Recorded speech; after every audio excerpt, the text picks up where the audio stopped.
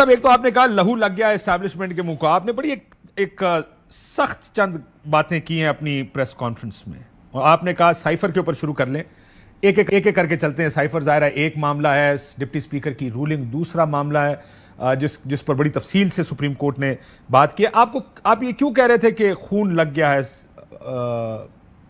Supreme court کو, establishment کو؟ کیونکہ پاکستان کی ہسٹری یہ ہے, پاکستان کی ہسٹری آپ کے سامنے ہے 51 آنورڈ.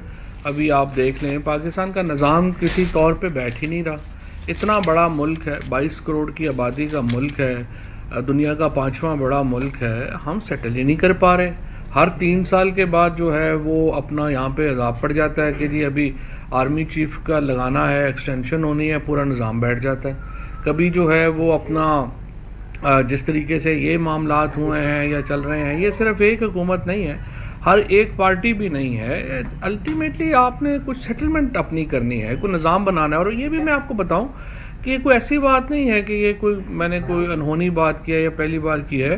ایکچولی یہ جو آرمی چیف ہیں جو قمر باجوہ صاحب, آئی مسٹ اپریشیٹ کہ یہ بھی ایک بڑے کھلے دل والے اور اس طرح والے آدمی ہیں. ان سے بہت طویل عرصے پہلے, میں خیال 1.5 سال ہو گیا ہوگا, خود جو ہے وہ مجھے یہ کہہ رہے تھے کہ یہ دیکھیں یہ اس طرح سے ہمیں اتنا بڑا ملک ہے, اس کو ہمیں جو فوج کا جو اس کا پولیٹیکل رول ہے اس کو کم کرنا چاہیے. اور وہ ایک ان سے بات ہو رہی تھی کہ جی یہ ایک دن میں نہیں ہونا, کیونکہ سول ادارے بڑے کمزور ہو گئے ہیں, تو اس کا ایک پروجیکٹ بنانا پڑے گا اور وہ کرنا پڑے گا. تو یہ ایک پاکستان میں یہ سمجھتا ہوں کہ وقت آ گیا ہے کہ یہ ایک سوچ جو ہے اس کو آگے لے کے جایا جائے, اور پاکستان میں ہم طے کریں کہ آخر ہم یہ ملک کیسے چلانا چاہتے ہیں. ایسے جیسے اب چلا رہے ہیں یہ تو نہیں چل پا رہا. لیکن ایک اور بات بھی ہوئی, میں اس پہ آتا ہوں واپس کہ کیسے چلائیں پھر. کیا ایک نئے عمرانی معاہدے کی ضرورت ہے؟ اسٹیبلشمنٹ کا رول منیمائز کرنے کا طریقہ کیا ہے؟ کیونکہ جس پولیٹیکل پارٹی کو انکلوڈنگ یور پارٹی موقع ملتا ہے وہ اسٹیبلشمنٹ کے ساتھ ساز باز کرتی ہے, وہ ان کو استعمال کرتی ہے. آپ لوگوں نے بھی اس کو استعمال کیا, نہ صرف یہ کہ استعمال کیا بلکہ یہاں تک بھی میں اگر if I may say so کہ یہ بھی ہوا کہ آپ کی حکومت رکھنے کی اور استعمال پولیٹیکل پارٹیز کم استعمال کرتی ہیں, اسٹیبلشمنٹ زیادہ استعمال کرتی ہے. لیکن اور کوئی طریقہ ہی نہیں.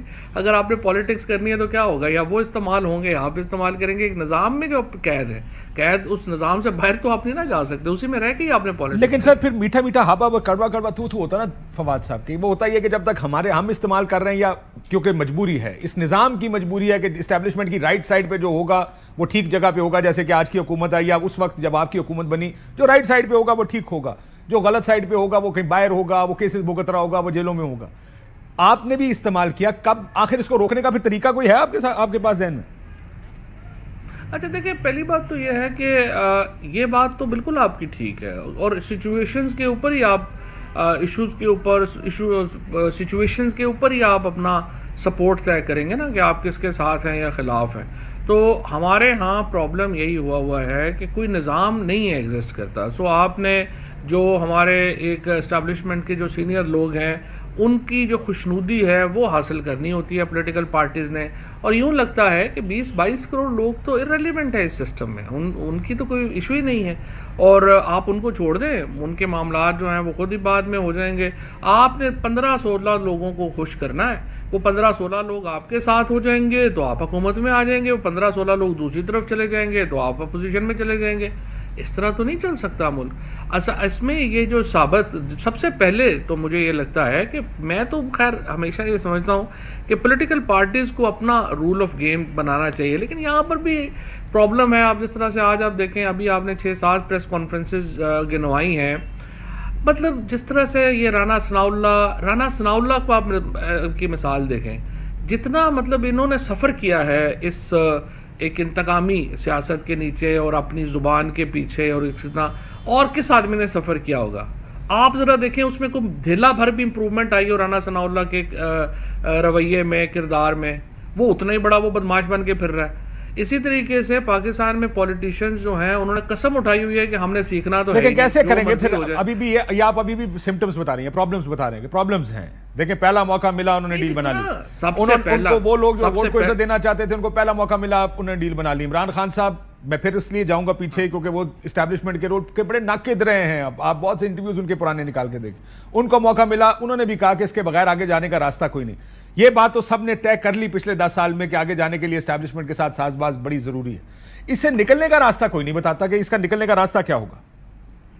نہیں, پہلی بات تو میں آپ کو ایک بات بتاؤں, اسٹیبلشمنٹ کا رول پوری دنیا میں ہوتا ہے, اور پولیٹیکل رول نہیں ہوتا اس طرح سر, اس طرح کی منوورنگ کا رول نہیں ہوتا ہے جس طرح کا آپ رول. ہاں, یہ سازش نہیں کر سکتی آپ, اس کو یہ الاؤ نہیں کر سکتے کہ وہ بھی ہمیں بتائیں.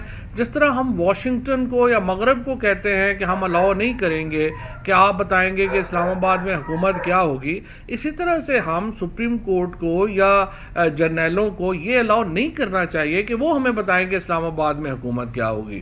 یہ تو پھر 22 کروڑ لوگ تو irrelevant ہو گئے, اور ظاہر ہے کہ آپ نے سسٹم کو ٹھیک کرنا ہے.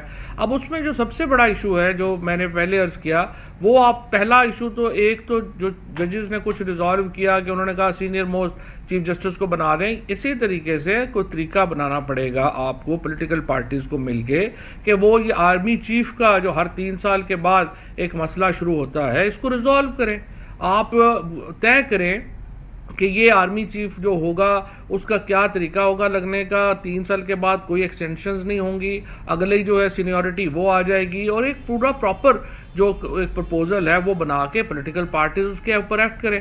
یہاں پہ صرف یہ لگا ہوا ہے ہم نے پولیٹیکل پارٹیز کا, وہ کوشش کر رہی, ہر پولیٹیکل پارٹی کوشش کر رہی ہوتی ہے کہ یہ 2-3 لوگوں سے میری بن جائے, یہ مجھے جو ہے وہ سپورٹ کرنا شروع کر دیں, اس کے بعد جو فیصلے بھی آپ کے حق میں آنے شروع ہو جائیں گے, اس کے بعد ہر چیز آپ کے حق میں آنا شروع ہوئے گی. اللہ اللہ خیر صلی اللہ. اور آپ کا جو نظام ہے وہ بیٹھتا چلا جا رہا ہے. آپ دیکھ لیں آپ ریجن میں کدھر رہ گئے ہیں, باقی ملک کدھر چلے گئے ہیں, سٹیبلٹی یہاں پہ ایک نام کی نہیں ہے. لیکن ایک بات بتائیں, we are discussing establishment's role. آپ اسٹیبلشمنٹ, لاسٹ ٹائم میں جب آپ سے بات کر تھا آپ نے اسٹیبلشمنٹ میں تمام اداروں کو انکلوڈ کیا تھا کہ تمام ادارے اسٹیبلشمنٹ کا حصہ ہیں.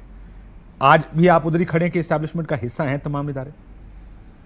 نہیں 100%. اس کے علاوہ اس میں کیا دو رائے ہے. اکیلی فوج تو دیکھیں, پاکستان کی آپ سیاست اٹھا کے دیکھ لیں, اکیلی فوج نے تو سب کچھ نہیں کیا.